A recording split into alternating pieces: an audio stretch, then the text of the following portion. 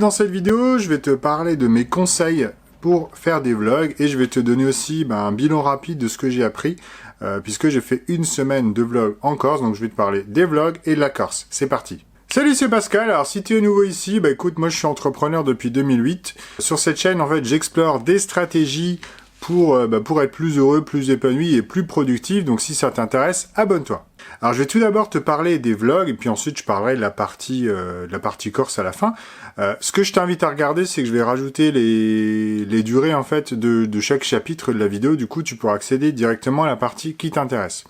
Alors la première question que tu peux te poser, c'est pourquoi faire des vlogs. Alors moi j'étais parti en Corse pendant une semaine, donc évidemment pour visiter cette île, mais je m'étais dit aussi, ok, comme je voulais reprendre les vidéos, je me suis dit voilà, ça serait l'occasion de reprendre les vidéos, du coup de travailler un petit peu, si tu veux, mon aisance, surtout pour parler en public. Je pense que ça c'est vraiment le truc le plus difficile. Tu vois, faire des vidéos à la maison, c'est facile. Faire des vidéos dehors quand tu es dans une rue touristique, etc., c'est beaucoup plus difficile. Donc le but de mes vlogs, c'était avant tout de te parler, en fait, de te transmettre des sujets qui m'intéressent, mais aussi de te montrer des images. Et je pense que ça peut être intéressant. Si toi, tu as envie de faire des vlogs, si tu as envie de montrer ta journée, le vlog est tout à fait adapté pour ça. Alors au niveau du matériel, j'étais parti avec quelque chose d'extrêmement simple. Je me suis dit, ok, je vais prendre l'avion. J'avais deux bagages, mais quand même des trucs très peu, deux sacs en fait, très limités. Tu vois, j'ai pas pris de bagages en soute. Donc du coup, qu'est-ce que j'emmène? Est-ce que j'emmène mon réflexe, etc. Je me suis dit non, j'emmène le truc le plus petit possible. Du coup, j'ai pris mon smartphone qui commence à être ancien. Tu vois, c'est un iPhone 7. Qui a 32 Go de stockage. Donc avec ça, j'ai réussi à faire une semaine de vlog. J'ai filmé tous les jours, évidemment, j'ai transféré tous les jours les vidéos sur mon ordinateur et puis j'ai fait les montages. Tu vois, j'ai pas gardé 7 jours de vidéos là-dessus. Ça aurait été vraiment très difficile. Mais encore une fois, voilà, j'ai pris un setup très léger, donc le smartphone et puis un petit GorillaPod, donc un petit trépied. Qui me permet, en fait, ça permet quoi? Ça permet deux choses. Ça te permet de tenir ton téléphone plus éloigné, un peu comme tu ferais avec une perche à selfie, d'accord? Mais le GorillaPod, il a une autre utilité, c'est qu'il permet aussi de se fixer un peu à n'importe quoi. Et souvent, du coup, moi je le fixe parfois à une branche, parfois tu peux le fixer à ta valise, tu peux le mettre sur une pierre, etc. Donc c'est vraiment un outil très pratique. Alors que la perche à selfie, finalement, t'es obligé en gros de la tenir à la main, sauf si tu as un petit trépied intégré. Alors au début, j'étais parti avec un setup tellement léger que j'avais pas de micro externe. Je me suis dit, ok, je vais le tenter, je vais filmer avec juste le téléphone, tu vois, comme ça. Et en fait, ce qui s'est passé, c'est que en Corse, t'as tellement de vent que du coup, quand t'es un peu loin de ton téléphone, tu n'entends pas bien le son, t'entends beaucoup plus le vent, quoi. Donc je me suis dit, quelle est la solution la plus simple que je peux trouver? Et du coup, j'ai acheté tout simplement en fait un micro casque, tu vois. Voilà, un truc filaire, tout simple, le truc le plus simple possible. Et c'est ce que tu vois dans les vidéos, donc je te mettrai un lien. Et en fait, ce micro casque, si tu mets pas le casque, tu peux aussi juste tenir comme ça le petit bout où il y a le trou, quoi, qui fait micro. Et ça donne un son vraiment surprenant, tu vois, ça peut être surprenant pour un truc à 10 €, mais ça change complètement ta vidéo. Si tu filmes par exemple comme ça, simplement avec ton smartphone et que tu as le vent là, le son va être très mauvais, alors qu'en rajoutant un micro-casque que tu tiens, je sais pas, à 5-10 cm de ta bouche, ça change complètement le son de ta vidéo. Alors au niveau du montage, j'avais utilisé iMovie, d'accord? Je suis parti vraiment avec le truc le plus simple, j'utilise iMovie sur un MacBook. Je dois dire qu'iMovie, je suis pas très fan, avant j'utilisais DaVinci Resolve, c'est d'ailleurs ce que je te recommande aujourd'hui. iMovie, comment dire, c'est simple, d'accord? Effectivement, c'est simple à utiliser. Bon, sur ordinateur, je trouve que c'est pas trop mal encore pour faire des montages assez simples. Par contre, je l'ai aussi testé sur l'iPhone directement, puisque le dernier jour, en fait, pendant que j'attendais mon vol, d'accord, mon vol de retour, j'ai fait le montage de la vidéo de la veille. Et je vais t'avouer que iMovie sur smartphone, je suis pas vraiment fan.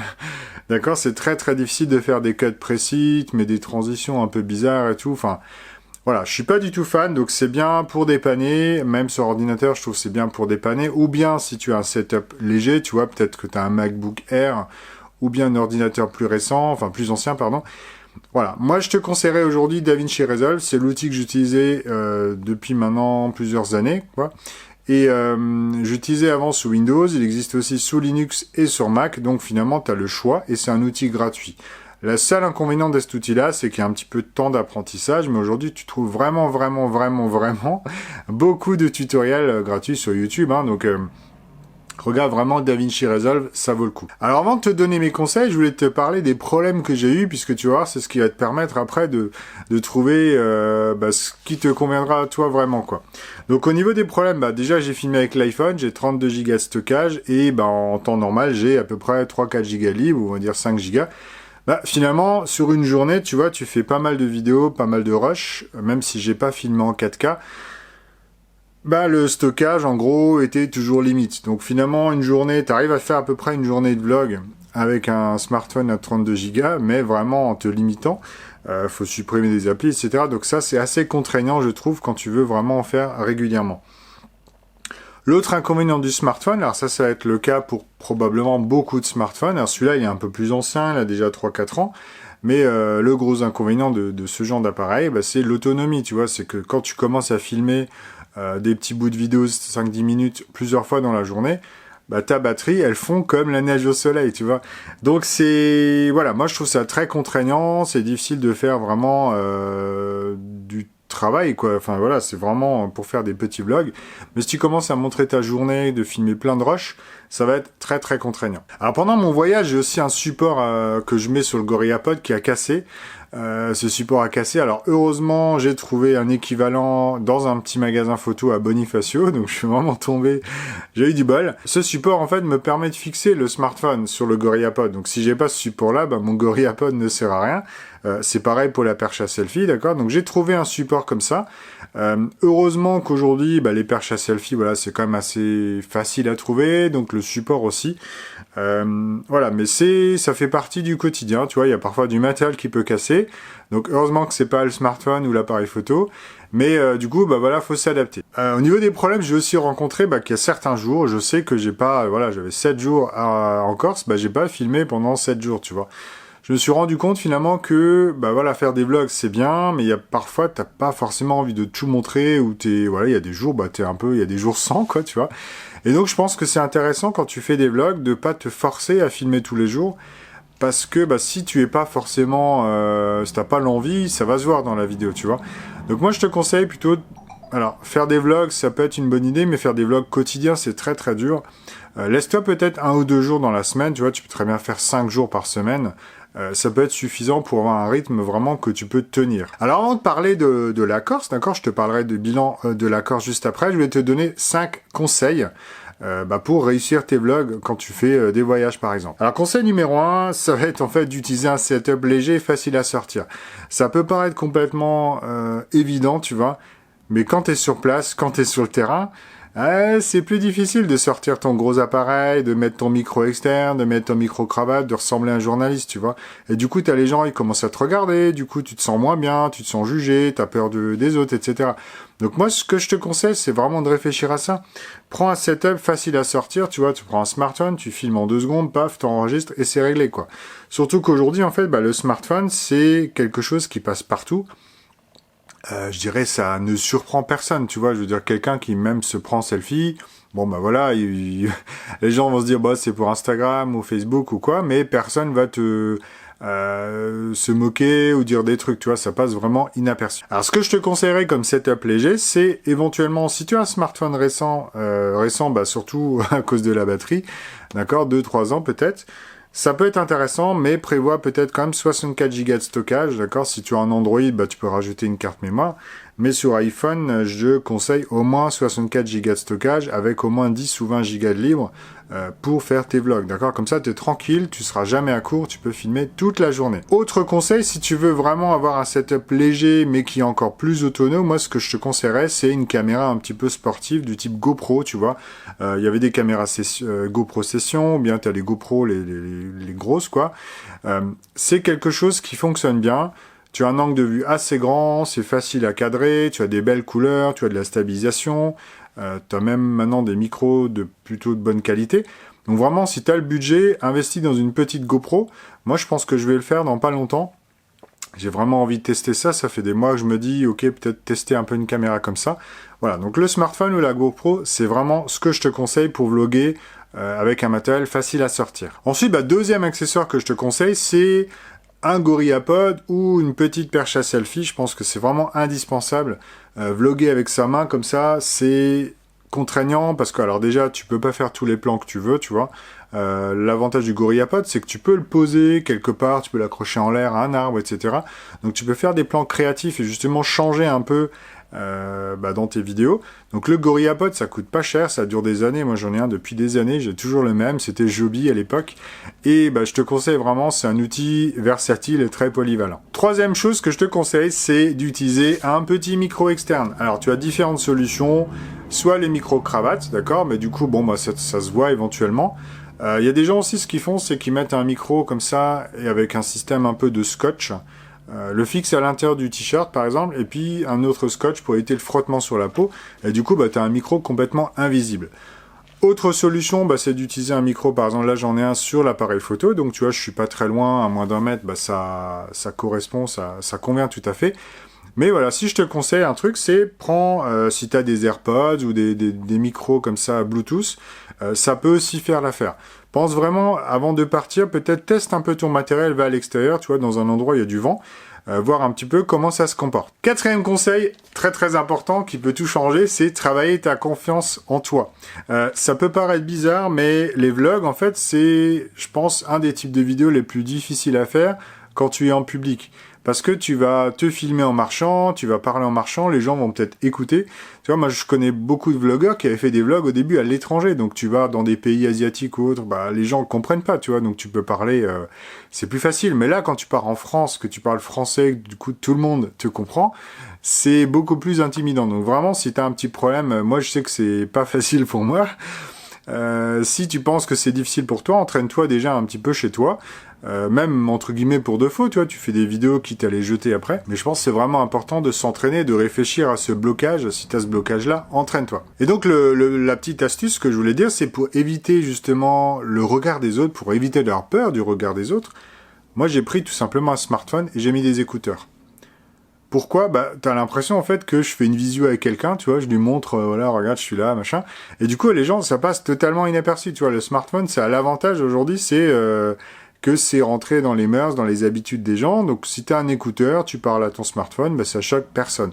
Alors que si j'étais venu avec ma grosse caméra, avec mon micro, là, j'ai un Dead Cat dessus, tu vois, des poils et tout, plus un trépied, les gens se seraient dit, tiens, il y a une télé, ou il y a un journaliste ou quoi, et du coup, ça, voilà, ils commenceraient peut-être à regarder plus.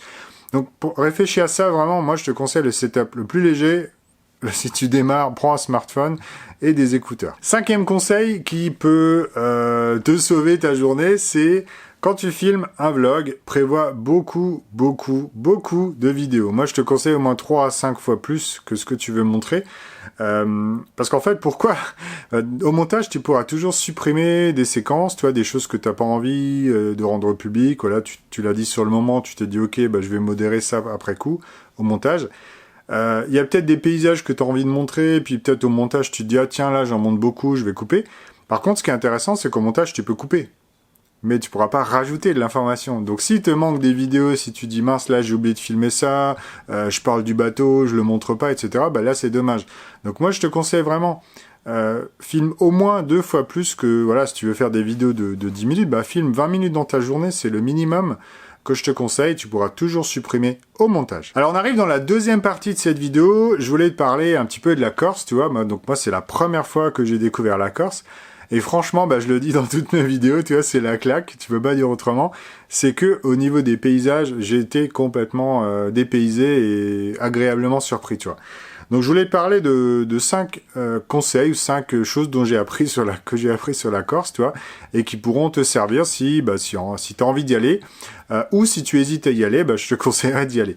Donc première chose, c'est évidemment les paysages magnifiques, tu vois, la Corse c'est l'île de beauté, elle mérite clairement son nom. Donc voilà, il y a des paysages à voir absolument. Je t'en ai montré déjà certains dans les vidéos. Tu vois, t'as des mers turquoises, t'as des plages, parfois t'as des rochers, t'as des rochers rouges, des rochers clairs, t'as du sable fin, du sable gros. Enfin, il y a vraiment de quoi faire. Par exemple, moi j'étais que dans le sud de la Corse, tu vois, et j'ai vu des paysages complètement différents. On m'a dit, alors j'ai parlé pas mal avec des Corses, on m'a dit que dans le nord de la Corse, tu as encore plus de falaises, de montagnes, etc. Donc je pense que je vais encore prendre plein les yeux quand j'y retournerai. Mais voilà, vraiment, la Corse, il y a des paysages magnifiques. Deuxième chose que je te conseille, c'est de ne pas y aller en juillet, en août, évidemment. Alors tu vas me dire, ouais, mais j'ai que des vacances à ce moment-là. Je dis, ok, bah peut-être, mais moi ce que je te conseille, c'est tu peux très bien y aller, par exemple en mai, peut-être même en octobre, d'accord, à vérifier. Mais pourquoi pas y aller en été? Bah déjà, ça va être plus cher. Il y aura beaucoup plus de bouchons. Par exemple, Bonifacio, bah, les parkings étaient blindés déjà à 11 h le matin et j'étais début juin, tu vois. Il paraît qu'en été, c'est impossible. Ajaccio, pareil. Ajaccio, je suis passé 2 fois. Il y avait des bouchons et les locaux m'ont dit il y a des bouchons tout le temps. Donc, si tu as envie de faire tes vacances comme ça, libre à toi. Et moi, je te conseille vraiment de pas y aller en juillet-août. Surtout aussi parce qu'il fait très chaud. Troisième conseil que je pourrais te donner, c'est bah, pourquoi pas de partir tout seul, tu vois. Partir seul te permet de parler aux locaux. Et du coup, bah, tu apprends plein de choses. Moi, on m'a donné plein de conseils. On m'a dit, ouais, même en septembre, tu peux encore y aller. L'eau, elle a 30 degrés, c'est top. On m'a parlé des trucs à voir, des petits coins. Il y a des piscines secrètes et tout, alors que les piscines naturelles, voilà, il y a des coins très touristiques. Il y a des coins bah, moins connus des touristes que seuls les locaux connaissent. Du coup, on m'en a parlé, tu vois. Donc, c'est des choses que tu trouves pas dans les guides. Donc, la richesse de parler aux gens locaux, c'est vraiment top, quoi. Donc, moi, je te conseille, si tu hésites à partir tout seul, franchement, la Corse, je pense que c'est très sûr. Au niveau sécurité, il n'y a pas de problème de ce côté-là. Les touristes, ils sont choyés. Les Corses sont super sympas, donc vraiment, tu peux y aller en sécurité. Quatrième conseil dont je voulais te parler, c'est de penser au temps de déplacement. Alors, les temps de déplacement, tu vois, entre deux villes, parfois c'est 60 km, ça paraît pas énorme. Par contre, il faut savoir que par exemple, entre Ajaccio et Bonifacio, je me suis un peu laissé surprendre, je voyais ça plus près, j'ai mis quasiment 3 heures. Alors, je me suis arrêté 2-3 fois pour faire quelques photos. Mais voilà, donc tu as la distance, si tu vas entre deux grandes villes, qui peut être de 3 heures. Pareil, entre quand je suis parti de Porto Vecchio, quand je suis retourné à Ajaccio, bah pareil, j'ai dû traverser les montagnes. C'est pas très long en distance, tu vois, mais tu peux mettre 2 à 3 heures. Donc moi, je te conseille vraiment de prévoir éventuellement ton itinéraire avec Google Maps ou un autre outil pour avoir les temps de déplacement. Et surtout, bah, si tu as des journées à 3 heures, bah, prévoir le lendemain peut-être une journée avec beaucoup moins de déplacements. Parce que là, j'ai l'impression, enfin en une semaine, toi, j'ai fait beaucoup de voitures. Évidemment, j'en ai pris plein les yeux, mais je trouve que voilà, la voiture, ça reste fatigant, surtout que je suis seul à rouler, tu vois, j'étais tout seul. Donc, prévois peut-être comme ça des journées un peu en off où tu as moins de déplacements. Et cinquième conseil que je voulais te donner, c'est, voilà, après le vécu, là, j'ai fait une semaine. Ce que je te conseillerais, c'est en une semaine, ne visite pas toute l'île, c'est complètement infaisable. Évidemment, tu te dis, ouais, je viens qu'une fois, etc. En ce moment, les vols ne sont pas chers, d'accord. Il y a des vols. Moi, j'ai vu Strasbourg, enfin de Strasbourg en Corse. Je sais plus quel aéroport, mais je crois que ça coûte une 50aine d'euros aller-retour. Donc, on peut très bien aller 2 fois. Tu vois, c'est pas une excuse. Je te conseille de faire une partie, soit le nord, soit le sud, en une semaine. C'est largement suffisant, voire même peut-être y aller en 3 fois, je sais pas. Mais voilà, ça reste une grande île quand même, donc prévois un petit peu de temps pour justement faire les choses, discuter avec les locaux, profiter un peu des plages et faire des randonnées tranquillement, quoi. Voilà, donc c'est vraiment les 5 conseils que je peux te donner. Cette vidéo est terminée maintenant. Si tu as des commentaires, évidemment, laisse-les en dessous de la vidéo. Si tu as aimé, un petit pouce, ça fait toujours plaisir. Et surtout, abonne-toi pour voir les prochaines vidéos. Salut!